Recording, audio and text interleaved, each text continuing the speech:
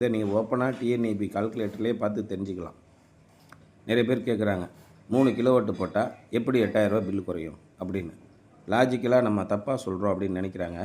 ஓப்பனாக நிறைய இடங்களில் இப்போ இந்த இடம் உட்பட எல்லா இடங்கள்லையுமே 6000, 5000, 7000, 8000 இந்த மாதிரி பில்லு வரக்கூடிய இடங்கள்ல எல்லாம் நம்ம கம்ப்ளீட்டாக இந்த சோலார் சிஸ்டம் போட்டதுனால பில்லு கம்ப்ளீட்டாக குறைஞ்சிருச்சு. ஒரு சில இடங்கள்லாம் 300 நெட்வொர்க் சார்ஜ் மட்டும்தான் கட்டுறாங்க.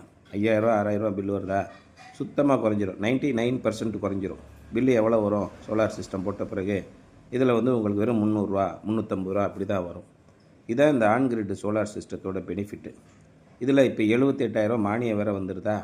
அப்போது நீங்கள் சோலாருக்குன்னு செலவழிக்கிற தொகையில் 1,30,000 தான் உங்களுடைய கையை விட்டு போகிற மாதிரி ஒரு அளவு.